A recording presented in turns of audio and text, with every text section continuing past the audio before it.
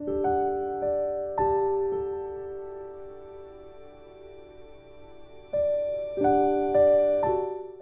하나님은 이 세상 사람들과 다른 모습이 있는데, 그것은 뭐냐 하면 사랑하는 자녀들의 눈물을 외면치 아니하는 것입니다. 세상은 그렇지 않아요. 심지어는 부부 중에도 아내가 눈물을 흘리고 울면 짜증을 내는 경우가 있습니다. 자칫 아내의 눈물이 자신 때문에라는 그런 생각을 갖고, 또 자신의 무능력이 크게 느껴져서 그럴 것입니다. 자칫 이와 같은 상황에서 눈물은 안 좋은 것이다 이렇게 생각할지 모르겠습니다만은, 그러나 우리 하나님은 그렇지 아니해요. 우리 하나님은 마치 친정 아버지와 같아서, 여러분 친정 아버지 아시잖아요. 네, 또는 본가의 어머니와 같아서 자녀의 눈물을 외면치 않으시고 그 가슴에 다 담으십니다. 또한 우리 하나님은 눈물을 사랑하십니다. 그와 같은 모습은 두 모습으로 우리가 생각해 볼 수 있는데, 첫째는 어떤 일이 너무 잘 돼서 감사하고 기뻐서 흘리는 눈물, 우리 하나님께서 그 눈물을 사랑하시죠. 그런가 하면 두 번째는 지은 죄로 인하여 주님의 마음을 아프게 했다 깨달음이 와서 주님 앞에 회개의 눈물을 흘릴 때 우리 하나님은 그 눈물 또한 사랑으로 받으십니다. 마찬가지로 우리 하나님께서는 찬송을 기뻐 받으시고 또 그 찬송을 사랑하시죠. 여러분, 기쁠 때 부르는 찬송을 사랑으로 받으시고 뿐만 아니에요. 너무나 힘들고 슬프고 아파서 주님 앞에 나와 눈물을 흘리며 부르는 찬송을 우리 하나님께서는 또한 안아주십니다. 그 피멍든 가슴을 어루만지셔서 멍을 풀어주시고, 그리고 위로하시고 보다듬으십니다. 그러므로 찬송은 언제고 유익하고 찬송은 언제나 능력이 있습니다. 슬플 때나 기쁠 때나 찬송하심으로 이 광야와 같은 인생의 여정, 요단강 건너 약속의 땅으로 전진해 나가시는 여러분의 인생의 여정이 되실 수 있기를 주님의 이름으로 축복합니다. 제가 어렸을 때 저희 어머님은 찬송을 많이 부르셨어요. 자주 부르셨죠. 저희 어머님이 성대가 좋으셨어요. 섬기는 교회 이름이 천등감리교회였는데 경기도 지방은 거의가 다 감리교죠. 그런데 천등감리교회에 천등가라고 하는 온 교인이 함께 부르는 찬송을 만들어서 함께 부르고, 또한 속회가, 속회가 무엇이겠습니까? 우리 장로교에서는 구역이죠. 그래서 구역 예배를 드릴 때마다 부르는 구역가도 만들었습니다. 저희 집에 방이 여러 개가 있어요. 지금 생각해 보니까 방이 6개가 있었는데 그 중에 한 방이 저희 어머니의 기도방이요, 또 말씀을 묵상하고 설교를 준비하는 방이었습니다. 그런데 그 개인 방에서 찬송을 부르시고 기도도 하시고, 근데 제가 어린 막내니까 제일 많이 붙어 있었는데 보면은 때로는 눈물을 흘리시면서도 찬송 부르는 모습을 보았습니다. 그런 어머니께서 제가 곁에 다가오는 것을 아시고 저를 안으시고 또 찬송도 부르시고 기도도 하셨습니다. 그렇게 눈물을 흘리시면서 찬송을 부를까 어린 마음이 이해가 안 됐는데, 나중에야, 아주 나중에야 어머니에게 아픔이 있었구나, 슬픔이 있었구나 라는 것을 알게 되었습니다. 감당하기가 버거운 그런 아픔이 있었기에 주님 앞에 눈물을 흘리면서 찬송을 드리신 거죠.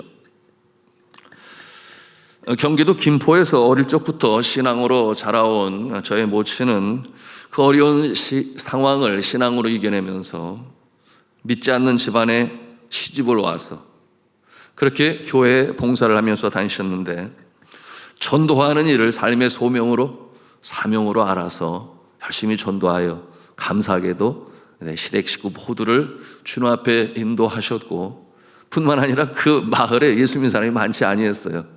많은 사람들이 예수를 믿고, 나중에는 이제 교회가 세워지는 데 있어서 개척자의 한 분으로서 그 교회 목사님을 청빙하는 일까지 하시는, 감리교회는 여자 장로님이 계신데 그 장로님의 사명을 잘 감당하셨습니다. 자, 오늘 본문 말씀에서 우리가 보면 이 사울 왕이 어려움 속에 처합니다. 그러므로 명령을 하기를, 뭐라고 명령을 하는가? 수금을 잘 타는 사람을 나에게 데리고 오라. 그때 다윗이 선발이 되었죠. 이 내용이 이제 16, 17, 18절에 있는데 우리 같이 읽도록 하겠습니다. 시작. 사울이 신하에게 이르되 나를 위하여 잘 타는 사람을 구하여 내게로 데려오라 하니 소년 중 한 사람이 대답하여 이르되 내가 베들레헴 사람 이새의 아들을 본즉 수금을 탈 줄 알고 용기와 무용과 구변이 있는 준수한 자라. 여호와께서 그와 함께 계시더이다 하더라. 이 다윗이 수금을 타니까 악령이 떠나갔다 그랬어요. 또한 그 생각이 상쾌하여졌다, 성경은 말씀하고 있습니다. 이와 같은 모습을 보면서 자칫 오해할 수 있어요. 그게 뭐냐면, 수금을 타면 악령이 물러가는구나, 뭐 이런 생각 말이죠. 그렇지 않죠. 우리가 잘 알아야 되겠습니다. 18절의 말씀에 보니까 우리가 주의 깊게 배워야 할 내용이 있는데 뭐냐 하면, 수금을 타는 사람은 많이 있지만 누구나가 다 수금 탈 때 악령이 물러가는가? 그렇지 않다라는 거예요. 이새의 아들 다윗, 그가 수금을 잘 타는 것은 당연하지요. 그런데 그보다 그가 어떠한 자인가를 분명히 밝혀주고 있습니다. 그 모습을 보니 첫째는 수금을 잘 탑니다. 스킬, 기술인 거죠. 연마하면 그렇게 될 수 있겠습니다. 그런가 하면 두 번째, 용감하다고 그러지 않았습니까? 타고난 기질이요. 셋째는 무용이 있다 그랬어요. 여기서 말하는 이 무용이라는 이 뜻은 영어로 보니 워리어라고 그랬는데 용사라는 뜻이죠. 즉 무예와 용맹이 뛰어난 자다, 그런 뜻을 가지고 있습니다. 여러분, 이와 같은 모습은 훈련의 반복을 통해서 이룰 수 있겠죠. 특별히 아비의 양을 지킬 때에 곰의 발톱과 사자의 이빨에 사투를 벌이면서 물맷돌로 던지고 막대기를 사용하여, 여러분, 그는 그처럼 용사로 성장했던 것입니다. 자, 그런가 하면은 네 번째는 구변이 있었다 그랬어요. 구변은 뭐냐면 말을 조리 있게 잘하였다, 그런 뜻이죠. 그리고 다섯 번째로 보니까 뭐냐면 용모가 준수하였다. 그럼 이 같은 모습은 부모로부터 물려받은 것이라 할 수 있겠죠. 그런데 이 다윗은 그렇게 키가 크지 아니했어요. 그래서 사울왕의 갑옷을 줄 때 너무 커가지고 이게 맞지가 않는 거예요. 그러니까 다윗은 그 키가 아담했습니다. 여러분 중에 위로가 되시기를 바랍니다. 네, 그러실 분이 계실 거예요. 얼마든지. 그래서 이 다윗은 그와 같은 모습을 갖추고 있었는데, 그런데 우리가 빼놓지 말고 꼭 보아야 할 것이 있으니, 그게 뭐냐 하면 정말 중요한 조건, 마지막 조건이었죠. 다섯 번째 조건, 제일 중요한데 거기 뭐라고 그랬어요?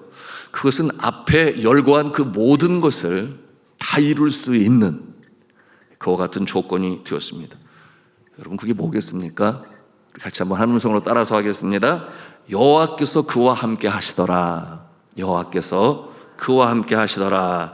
아멘이에요. 누구에게 여호와께서 함께 하시는가?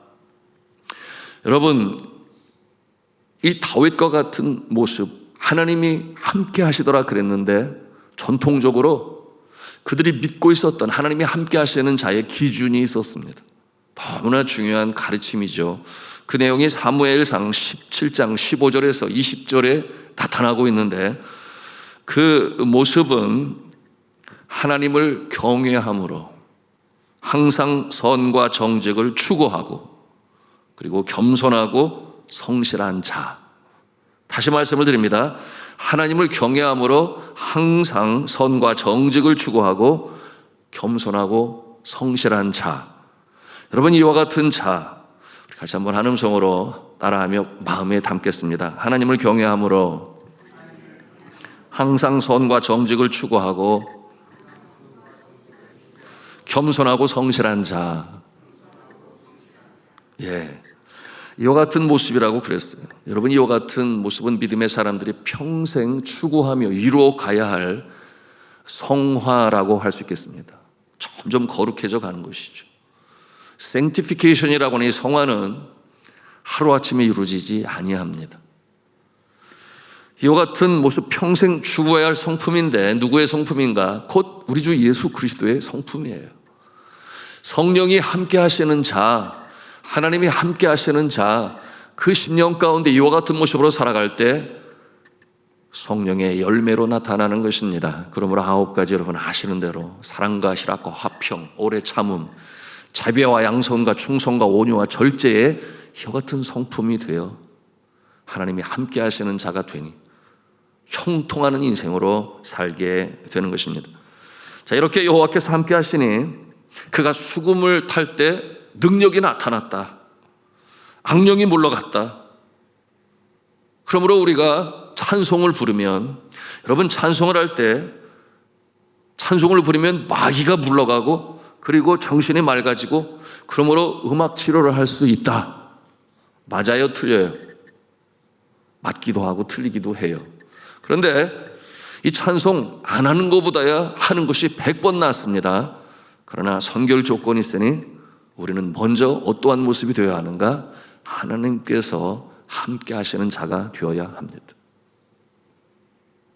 그럴 때 찬양의 능력도 나타나고 또한 그 찬송 속에 소울, 즉 혼이 담겨져 있으며 파워가 있고 듣는 자까지도 감화를 받게 되는 것입니다. 여러분, 이러한 찬송을 부르시기를 원하십니까? 아멘이죠. 이러한 모습으로 악기를 연주하기를 바라십니까? 당연하죠. 참으로 그렇습니다. 여러분, 다윗이 시편에 쓴 시가 시편 전체의 반에 다다르는 73편이나 돼요. 여러분, 광야의 외로운 도망자로 있을 때에도 생명이 오락가락하는 것 같은 전쟁터에서, 그런가 하면 아들 압살롬이 반란을 일으켜서 아들을 잃었을 때에도 그 마음이 얼마나 힘들고 어려웠겠어요. 그럼에도 불구하고 7편 수금을 타며 때로는 기쁨으로 때로는 눈물을 흘리면서도 하나님을 찬송하는 일을 멈추지 아니했습니다. 여러분, 그럴 때 슬픔 가운데 눈물로 주님 앞에 기도하며 찬송할 때 하나님의 영이 그 심령에 찾아오셔서 위로하시고 힘을 주시고 그 어려운 상황에서 다시금 일어날 수 있도록 은혜를 베푸셨으니, 여러분, 그와 같은 모습이 바로 하나님께서 함께 하시는 자의 모습인 것이죠. 저는 간절히 기도합니다. 여러분, 이와 같은 모습이 되시기를 주님의 이름으로 축복합니다. 부흥사 무디 전도자 여러분 아시죠? 유명한 찬송 인도자, 항상 전도 집회할 때마다 곁에서 찬송을 불러 그 자리에 참여한 자들의 마음을 열었던 쉔키라고 하는 이 찬송 부르는 자가 있었는데요. 이 쉔키가 이제 여객선을 타고 여행을 하고 있었는데요, 신문에서 그의 기사를 보았던 자가 쉔키를 알아본 거예요. 그래서 그가 만든 찬송가인 선한 목자 되신 주여, 선한 목자 되신 주여, 이 찬송을 불러달라고 했습니다. 쉔키가 거절하지 아니하고 그 찬송을 불렀습니다. 그 여객선에서 찬송을 부르니까 많은 사람들이 그 앞에 모이게 되었어요. 그 찬송에 소울, 혼이 담겨져 있으니 듣는 이로 하여금 감동이 되었고 정말 그 자리는 은혜의 자리가 되었습니다. 그런데 찬송을 마치고 나서 한 사람이 이 쉔키에게 다가왔는데 조심스럽게 묻는 거예요. 쉔키 선생님, 남북전쟁 당시에 북군으로 참전한 일이 있었습니까? 그랬더니 네, 있었습니다. 답을 했어요. 그때 그의 눈이 빛나면서 뭐라고 말을 했는가 하면 아주 감동에 젖은 목소리로 그랬었군요. 그때 저는 남군으로 참전했는데 당신을 보았습니다. 당신은 북군의 파란 군복을 입고 있었죠. 하늘엔 보름달이 환하게 떠 있었고 당신은 저의 사정거리 안에 있었습니다. 당신을 향해 총을 겨누었죠. 방아쇠를 막 당기려고 하는 그 순간에 당신이 노래를 부르기 시작했습니다. 그 노래는 오늘 지금 당신이 부른 바로 그 찬송이었습니다. 방아쇠를 당기려다가 저는 깜짝 놀랐습니다. 왜냐하면 그 찬송은 저의 어머니가 즐겨 부르시던 찬송이었기 때문이었습니다. 차마 방아쇠를 당길 수가 없었습니다. 당신이 예수 믿는 사람이라는 것을 아는 순간 저는 방아쇠를 당기고 싶은 마음이 사라졌습니다. 여러분, 쉔키는 그 얘기를 듣는 순간 깜짝 놀라지 않을 수가 없었습니다. 그러므로 그를 꼭 껴안고 하나님의 지켜 보호하심에 대해서 함께 찬송을 드렸습니다. 자, 주 안에 사랑하는 성도 여러분, 언제 생명을 잃지 알 수 없는 그와 같은 전쟁터에서 그 전선에서 쉔키는 찬송을 불렀습니다. 그와 같은 모습은 다윗도 마찬가지예요. 그 찬송은 생명을 살리는 그 직접적인 이유로 쉔키에게는 하나님의 은총으로 임했던 것입니다. 여러분, 이 다윗의 삶을 보면서 우리가 그 모습을 보고 하나님이 함께 하심으로 그 찬송의 능력이 있어 악령이 떠나고 상쾌하여졌으며, 여러분, 그와 같은 축복의 역사가 있었죠. 여러분, 사람은 기쁠 때는 저절로 찬송이 나와요. 그죠? 흥얼흥얼 찬송이 나오고, 기쁘고 감사한 일 있으면 누구든지 찬송을 해요. 그런데 슬플 때에도 찬송할 수 있는 것, 내 마음이 너무나 힘들고 아플 때도 찬송할 수 있는 것, 여러분, 그와 같은 상황에서 억지로라도 힘을 내어 찬송을 해야 할 때가 있습니다. 마음 아프고 힘들고 절망의 그늘이 내 마음을 짓누르고 억누를 때, 여러분, 그때도 입술을 열어 찬송을 하십시오. 여러분, 그럴 때 어떤 일이 벌어지겠습니까? 여러분, 그럴 때 놀라운 일이 나타나는 거죠. 정 힘들면 휴대폰으로 찬송가를 틀어놓고 그 찬송을 따라서 부르세요. 여러분, 그럴 때 어떤 일이 일어나는가? 악한 영이 그처럼 가라앉고 주저앉고 슬픔과 절망에 있으므로 공격할 찬스라 여겨 다가오다가 깜짝 놀라는 거예요. 아니, 어려운 때도 찬송을 부른다고? 그러면서 떠나갑니다. 여러분, 그것이 오늘 말씀을 통해서 우리가 보는 것이에요. 자, 주 안에 사랑하는 성도 여러분, 오늘도 찬송하면서 나에게 주어진 삶을 승리하시기를 축복합니다. 사람이 항상 장밋빛대로만은 고를 수는 없어요. 그러나 주님을 사랑하는 자, 기쁠 때만이 아니라 슬프고 어려울 때도 주를 찬송할 때 그 모습은 어떠한 모습인가? 눈물을 흘리며 씨를 뿌리러 나간 자는 반드시 기쁨을 가지고 돌아오리로다. 여러분, 하나님께서 기억하시고 상황 속에 바라보시며 마침내 승리의 날로 응답하시는 줄로 믿으시기를 바랍니다. 그러므로 기쁠 때나 슬플 때나 하나님이 나의 영혼의 창조주가 되시고 생명의 소유주가 되시며 내 삶의 주인 되심을 믿어 오늘도 찬송 부르며 약속의 땅을 향해 전진해 나가시는 귀하고 복된 하루가 되기를 주님의 이름으로 축복합니다.